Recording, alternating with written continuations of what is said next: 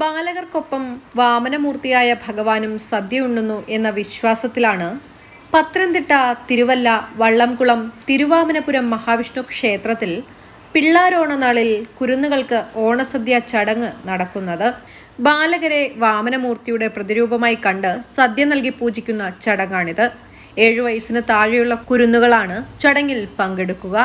ബാലികാ ബാലകന്മാരെ പൂജിച്ച ശേഷം ക്ഷേത്രവളപ്പിൽ ശ്രീകോവിലിന് സമീപം ഇരുത്തി മധുരപലഹാരങ്ങളും ഓണസദ്യയും നൽകുന്നു. സദ്യയ്ക്ക് ശേഷം കൈ കഴുകിയെത്തുന്ന ബാലകരെ ആരതി ഒഴിഞ്ഞ് ശ്രീകോവിലിൽ ഭഗവാന് നേദിച്ച മധുരപലഹാരങ്ങൾ നൽകി പൂജകൾ പൂർത്തിയാക്കുന്നു. ക്ഷേത്ര മാതൃസമിതിയാണ് വ്രതനിഷ്ഠയോടെ ഭക്ഷണം ഒരുക്കി വരുന്നത്. വള്ളംകുളം ഹൈന്ദവ സേവാ സമിതിയുടെ നേതൃത്വത്തിലുള്ളതും കേരളത്തിൽ തന്നെ അപൂർവമായി പടിഞ്ഞാറ് ദർശനമുള്ളതുമായ ക്ഷേത്രം വള്ളംകുളത്തു നിന്നും 3 കിലോമീറ്റർ മാറിയാണ് സ്ഥിതി ചെയ്യുന്നത്.